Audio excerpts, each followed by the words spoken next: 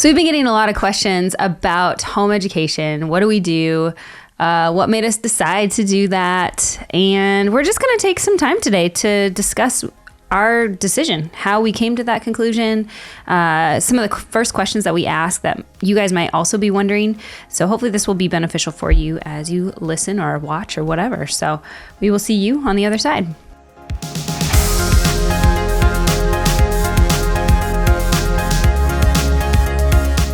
It was a cold, misty morning in the Frederick I household. don't like when he narrates things.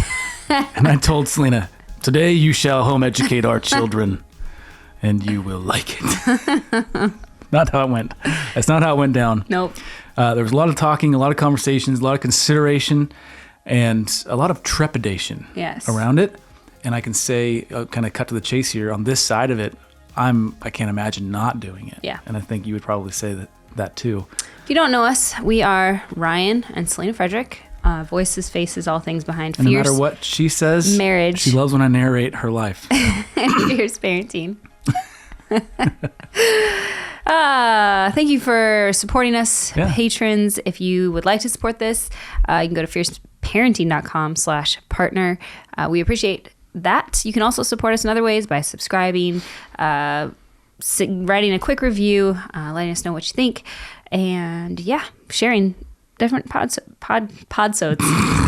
episodes. You're getting better. And I was going to YouTube say, videos. you know what, Selena, you're getting better at that, but I redact that statement. Too soon. Too soon. Too soon.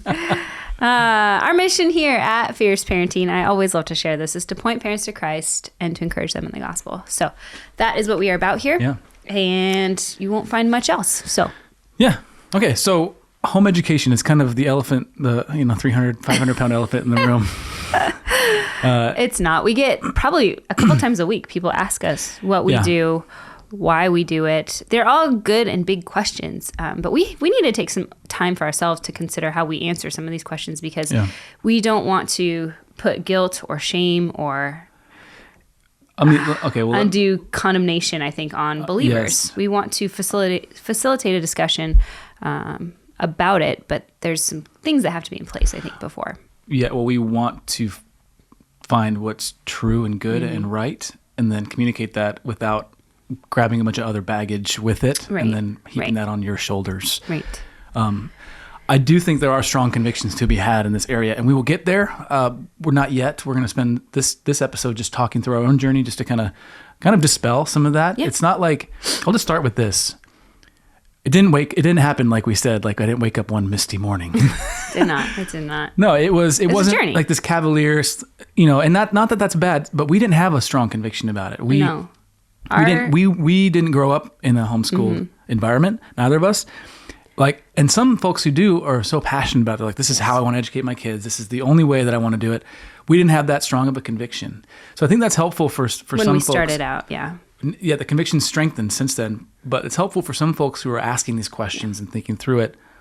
Oh, I feel uncertain about it. That's okay. Yeah, it's good. It's good, right, and okay. Starting the conversation, and that's the first important thing. It's very natural. I would say that's where we were a lot of the time, of just, you have this new baby that's born, and then, a couple of years later, it's like, oh, do we do preschool with them now? I guess we have to do preschool. It's that time. Wow, it's happening. Well, or childcare, depending on... Or childcare, depending on, what... Work situation and whatnot. Yeah, you're just always considering kind of those next steps for your kids, for your family.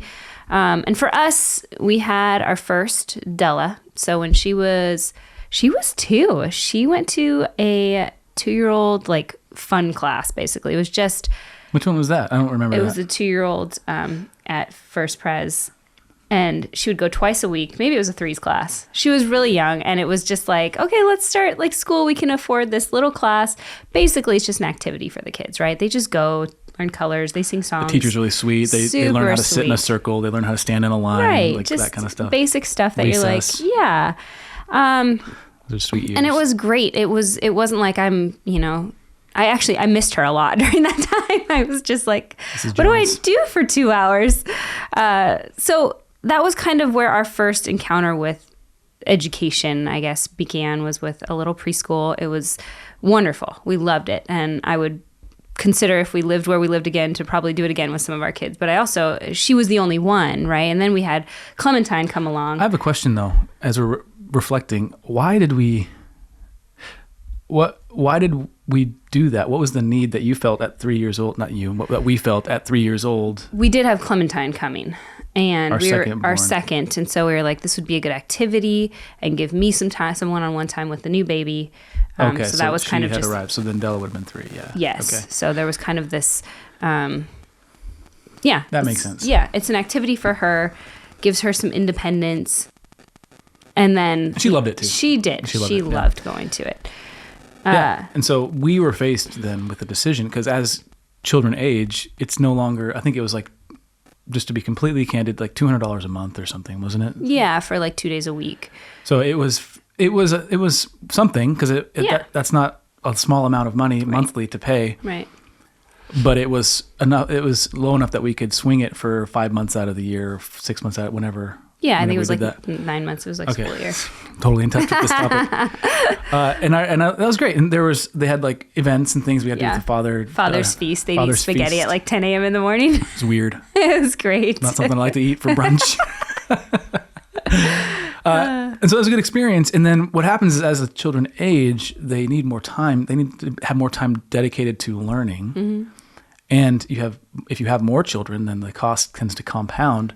And it ended up like going to kindergarten for Della would have been far more expensive. And why isn't public school on the table here? The area that we live in is very progressive. It's very progressive. Very liberal. Very, very liberal. And it's not friendly to a Orthodox Christian worldview. Mm-hmm. And so that's a huge consideration for any parent. In the area we live in, which is the Northwest, is kind of the Wild West of, I'll say, Christianity. It's almost pre-Christianity again. Mm. It's not post-church, it's pre-church. People don't even know that Jesus is the same guy on Christmas and Easter. And so there's no option for us to send her off for 6 hours a day, 5 hours a day to a school that in our district. Strictly because of the ideas that they're teaching. And this was 4 years ago. Mm-hmm. It's even more radicalized now. Yeah, I mean, I've seen some of the stuff that's coming through the school board meetings and things, and it's just like, I won't touch it with a 10-foot pole. Yeah. And so that was never on the table for us. And so we really only had two options, either private education or home education. Right. So before all of that, I had been doing some research about, private school, cost, reputation, what do they learn? What's the value here? Public school, what's the value there? Like, we want to give each one a consideration, but neither of us went to public school, which for better or for worse, take it what it is. But then we had homeschooling, which neither of us were like, we have no experience with homeschooling. Like, what does that even mean? We definitely had friends that did it. And we reached out to them. That was kind of the next step was, okay, here, let's distill down our actual options here, and so public school was kind of off the table. Private school was still sort of on the table. We probably could have petitioned grandparents, but we were realizing a few things. We realized that it was very expensive to go to kindergarten 5 days a week for 6 to 8 hours a day. It was like $1,500, probably $2,000 a month now, if you want to know costs. And then the other thing is that's exactly it. They would be away from us for 6 to 8 hours a day, kind of the best hours of their days. Yeah. And we did not want to, I didn't want to give that up. And I didn't see why I had to give that up. So those were kind of the weights and the things that we were trying to decipher through.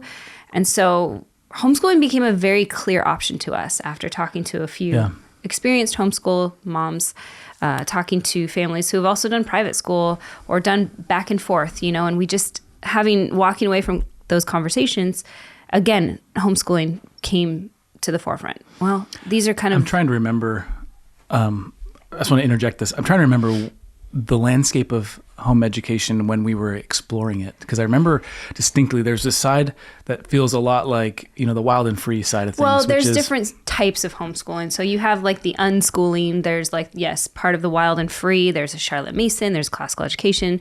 There's all different sort of avenues and roads, lanes you can kind of take with homeschooling. And so we had to kind of do our research of, okay, we want our kids to learn about God's world. So we want it through a biblical lens. We want our kids to know God, to make him known. How can we do this through every day? Well, the first thing that somebody told me was that you're already educating your children from the day that they're born. You're teaching them things. They're recognizing your voice. You're teaching them sounds and shapes and numbers and all those things. And that was enlivening to you. Right. And it was like, you know what? I have a college education. I can teach my 5-year-old how to read. And that became a goal for me, was that I want to teach each one of my children how to read. That was something personal to me. And 2 out of 3 so far, working on that 2-year-old. She doesn't want to read yet. She has a lot of words, though. She has a lot of words. Just kidding. So there, and those, I think that homeschooling has changed from whatever it was when we were young. My mom was just like, just make sure your kids are socialized and not there's weird. Those, yeah. You know, there's kind of that. There's always, and that's something we dealt with. I mean, that was a real voice in our head when we started out. Was, I don't want my kids to be weird. And now I'm like, have you? Yeah. We're going to talk about some of those, dispelling Yes. some of those lies in an upcoming video. I don't want to get too far down that, but That was something that we struggled with. I'll yeah, say. and some of those are exceedingly easy to kind of debunk. Others take some more time to talk through. I want to be considerate of some of the parents that have me watching this, listening to this. They probably wonder, well, what does our home income situation look like? And maybe, if you need 2 incomes. Right. So we're just going to share our story. Okay. So we made a concerted decision, I'll say 15 years ago. We were out of college about 3 years. Yeah. We both had really, in hindsight, like well-paying jobs. And I think we knew it, but we didn't know it back then. And there was a kind of a semblance of security. I worked for the state. I worked for the Department of Natural Resources. I was doing work that, in the engineering department. In the engineering department. It was work that was mentally stimulating. It got kind of boring, frankly. The economy had a downturn. We lost a bunch of funding. A bunch of projects got delayed. I was still secure in my job, and I'm sitting there in this cubicle, and I'm feeling like, life's too short to live this way. I'm thinking of, what's the movie? Oh, it's The Greatest Showman, when he's at the accounting firm. He looks out over the graveyard, and he's like, he decides to kind of take the risk. Yeah. That's a bit of the epiphany that I had. And that's I'm making the story short. But the point is, I'm trying to get to how we were able to make this opportunity real in the home education side. And so I basically we basically had this decision, like, we are not willing to live our lives. We're not willing to trade income and security for freedom. And the freedom to do the work that we feel like we need to be doing, and to go where we feel like God is leading us to go.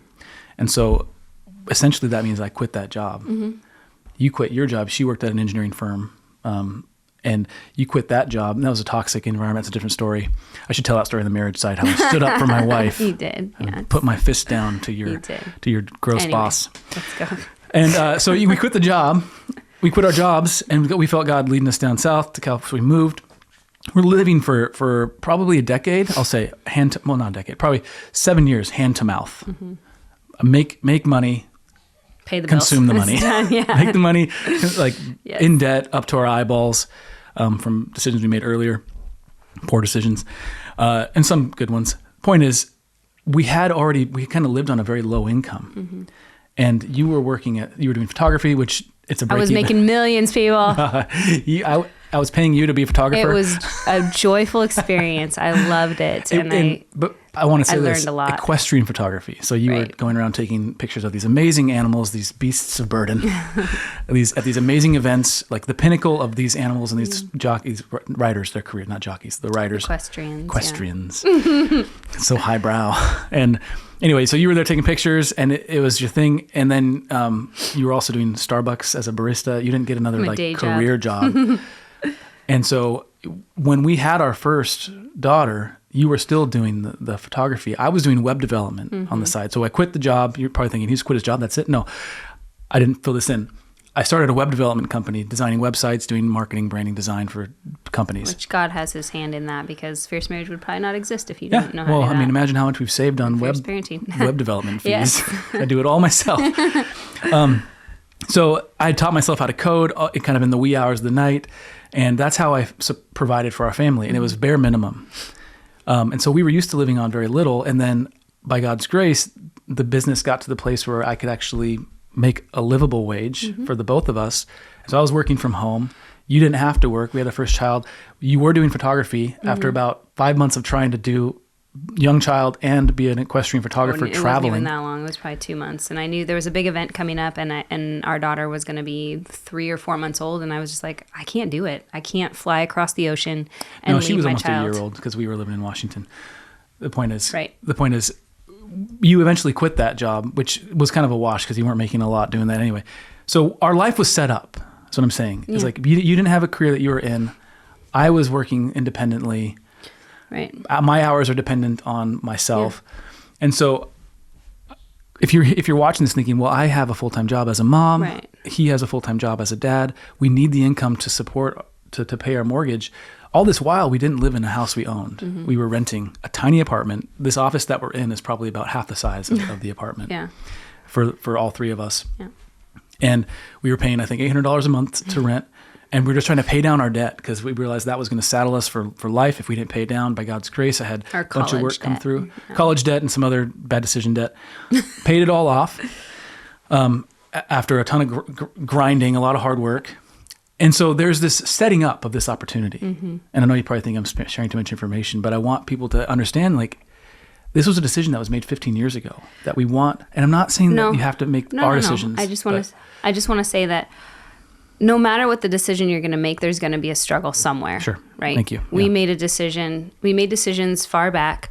It was still a struggle for me to let go of a career, let go of something that I felt like God was calling me into, and I couldn't shake it. So I needed to just step into it and resign myself to whatever the struggle was and not resent it, right? But yours may look different. I mean, you may be, like you said, 2 parents working. We need these incomes. We've got this house. We've got to do all these things. And it's like, okay, but I think we would want to encourage you, believer and listener and hearer, watcher, viewer. What are those things that you so desperately need? Do you really need them? How would you qualify? I know, I'm just setting up the conversation. Yeah. Do those actually qualify as needs, and how much of your desires are driving those? Because that was something that I struggled with. Like, what some of those questions of just like, well, will they be socialized, or can I even do this? Do I even want to do this? Like, those are, people come at us with those questions too, and those were some first questions that I had. But again, there will be a struggle in any decision you make. And so we're not saying like, you got to work from home, be your own boss, all that. We're just saying, this is our journey. This was our path. Yeah, this was how we were able to make some space for us to do this. And we went many, many years without a lot, and we're content in it by God's grace. Having less is a blessing, I think. And so but it's okay to have more too. I'm not going to say and convict anybody. Again, there's struggles on both sides of the fence. So, yeah. Yeah. Because if we entertain the thought of like, Selena, if you went and got a job paying an average wage for a woman of your abilities, education, it would basically just pay for the childcare of maybe 1.5 children. and maybe like 20% on top of that. Yeah. I'm just saying, like, there's a temptation there for us. I don't want to. There's always a temptation with any struggle. Yeah, there's always going to be a temptation to. And so that goes back to that decision that you alluded to early on, is that we saw this opportunity. We can spend these hours of our day instilling into our children the worldview that we have ourselves, that we feel the biblical worldview. We have this conviction and call, frankly, it's not just a conviction that we have, but every Christian has a call to train up their children in the things of God. Yeah. And so we thought, well, how could we? And it was almost like the epiphany moment. And it was like, well, how can we not do this? Yeah. That was our journey. And so when it came to that moment, Selena was much more brake and I was much more gas. Mm-hmm. And I was the one saying, yeah, this is the direction we're going to go. And you're like, I can see that, but shouldn't we consider these other options? Well, because honestly, a lot of the moms that I made friends with in the preschool class, they were all either signing up for next year or going to public school. Yeah. And they were already moving on. And I'm sitting here like, I might home educate. It was something scary to say out loud to these moms. Yeah. And so that was where I felt like the Lord was just, I went to my friends that homeschooled, right? And I said, okay, these are my questions. These are my concerns. I don't know if I can do this. I had one friend, Lydia, you've probably seen some of her posts on Fierce Parenting about home education and other things. She's brilliant. She was probably the one voice that encouraged me and said, Selena, my mom graduated high school and that was it. And she homeschooled us and I started college at 16. Like, she has her master's degree, everything, like super bright people, right? And so there was just this assurance. She's like, here, read this book, right? Teaching from Rest, if any of you want to read it. Ironically, it stresses some people out, but it's actually a really good book. Teaching from Stress. Teaching from Rest. I think it's like the stress-free way to homeschool anyways. The rest-free way. If you're considering home education, don't just make a quick fix. That's all I'm saying, is just take the time to do your research, to understand the different avenues and ways that you can home educate your children. Because just because we do school at home just because we homeschool doesn't mean we do school at home. We don't do 6 hours of we don't try to sitting in a replicate. desk, right? There's blessings and opportunities to be had if at home when you're teaching. So kind of once that switch flipped for us and the decision was more or less made, we were headed that direction. Yeah. You started pressing into books like what you just mentioned, some of the other resources. And this is where, frankly, friends, Selena has been a complete and utter rock star. She's taken this ball and run with it. And now I'm trying to keep up because she knows all the ins and outs of who does what and why and what methods work and why we did classical education. Of course, we were a team and we considered the options together. But I'm amazed at how that enlivened something in you that I had not seen or anticipated as a husband. I had not anticipated seeing it as a homeschool mom as well. A lot of the conversation that I hear now from moms who do home educate are, wow, I feel like I'm reclaiming my own education, which is the truth. I'm learning to love to learn again, which was something that was always a struggle for me. Like I enjoyed learning here and there, but school was more about having fun and hanging out with friends. Yeah. Which is really cool because this is what I want to ask you next is how did we end up, help me remember, how did we end up where we are today? I know we went and sat and did an intro meeting with our... Yeah, well, that came from, there were 2 moms that I knew out of everybody that homeschooled and that I felt comfortable with asking them. Lydia was one of them, but she had moved across the country. And then our friends, Dan and Jackie, they were my mom's neighbors and they had done classical conversations for as long as I could remember. And so I'd asked her when Della was 6 months old, I was like, oh, tell me about this. And I'd watch her and watch how she interacts with her kids. And I would watch her kids interact with her and their responsibilities. And just, they always stuck out in our minds as, gosh, these kids are so... they like to be around adults. They can confidently have a conversation with adults. They don't shy away. They aren't just trying to get out of the way of adults. They are very smart, very bright, ready to talk, confident. I was like, man, adventurous, loving to one another. Yep, love one another. Their oldest could draw. This is what really impressive to me is that she could draw like the world map by memory. Yes. With all the countries and boundaries and capitals. And it's not just to we weren't just like, wow, then we need to classically educate. You're kind of like, this is different. This is not anything that I've seen or heard or done. Yes. And so it was like, oh, wow, we could probably do something like that. And so I started looking into classical conversations, and I'm not going to sit here and be like, oh yeah, this is the way you should go, because I think it definitely created a foundation for me. There was things that I needed and wanted when I first started the journey. I wanted other families around me, around my kids that have done this before and that we could connect with and build relationships with. I also, which kind of went the same, I didn't want to be on my own. I also wanted to be held accountable to someone and to something, which it's a loose accountability, but I wanted to have a direction of where we were going, because on my own, I was just like, I don't know where to start. ABCs and history, I don't know. Like, how do we even approach these things, right? And so it kind of gave me some structure to begin. And so after seeing Dan and Jackie, which, by the way, brilliant people in themselves, and embody what we're describing here, because they've chosen to live a lifestyle that makes this possible. Yeah. I remember talking to Dan. He's a brilliant guy. He's got like a philosophy degree, but he's working as an insurance for an insurance company doing kind of, I don't know, adjustments or something. Anyway, he'd work out of their garage, and I remember thinking, like, he's doing that so that he can provide for his family, so she doesn't have to work, and they're living beneath their means. Yep. Anyway, I thought that was so admirable. Yeah.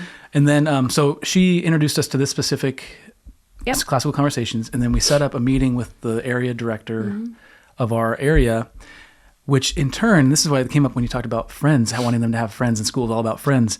That family has become some of our closest friends, and our daughters, their closest friends. Yeah. And they see them multiple times a week now, and they're playing, they are just being kids. I mean, you come here on a weekend, and who knows, you could find up to 20 kids running around because they're all part of this community that God's graciously brought us into. And so that fear that you had, or that, I guess, that consideration that, schools, fear. Yeah, those fears. we want them to have friends. Right. We want them to have experiences that are around friends. To me, has been satisfied and then some. Right. And I think if your kids are involved in sports or extracurricular activities, they really do lend themselves to homeschooling. Like I've never been turned down for anything that our kids have wanted to do. If anything, people are appreciative that we can come before or during school hours, rather than after school hours, because that's when they might get their big crowd of people, or, so that's a whole nother conversation. Yeah, maybe we should do an episode on like some of the unforeseen benefits that we've experienced. Like we went to that Van Gogh exhibit last week, or this week. Yeah, we got to go to museums during school hours. You usually get a discount if you're home educate. There's all kinds of benefits. But I think the first blessing that it was to my heart was to know that I get to disciple my children every day, day in and day out. And Lydia said this, she says, I need at least like 4 days with my kids to be able to kind of lovingly disciple and correct them and keep them on the path that the Lord has for them. Because even when we start doing extra activities, you can kind of see the kids starting to kind of unravel a bit and see them not respecting what mom and dad say as much. And so being able to kind of keep them close while they're young, to teach them, to show them things, to have the conversations, and little by little, like, we're not teaching them to protect them. We are exposing them to hard things, but they're exposed in our home under our conversations, how the Bible views these hard topics that you see in society today. Yeah. And so in future episodes, we'll get into kind of dispelling some of maybe the popular narratives that would be anti-home education, or maybe, and I'm blown away at what God has allowed us to do in it and in the hearts of our kids. So this is just the beginning of the conversation. That's our journey into it. Now we're obviously very much in the thick of it. Like we haven't seen our children off into whatever the next stage might be, but I can tell you this: like, we get to see firsthand their lives light up when they learn a new thing, or they read a new book, or they see a new picture, or experience a new experience. Like, and to be there alongside them is a immeasurable blessing. Our kids aren't our idols. Like, we don't live for those moments. Like, we live for Christ. We live to obey Christ. We live to see them obey Christ. And so this allows us then the opportunities to align the things of the things observed in the world with the God who created them. So it fosters a lot of margin for conversation and for relationship building. And I think that is super important when kids are growing up, that they have a safe place that they can ask questions about who is God, and does he really exist? And should I be a Christian? Like, should I follow him? Or I don't know, I'm struggling with these things, and, we're not totally there yet. Kids kind of follow and see what we model. But we're hoping to lay that foundation for them, right? And for us, that means home educating. For you, that might look different. But we want to lay this foundation of your home, your family is a safe place for you to have these hard conversations, to ask these hard questions, because we are ready to talk about them, and we are not afraid to talk about them. And we are excited about being able to walk through some of those fears, and concerns and insecurities that kids inevitably go through. Yeah. So hopefully this episode was helpful. Maybe you related to a part or more of what we discussed. I can just tell you this. God is gracious in it, and he will call you to it. The biggest question around all of this is not anything other than how can I obey God?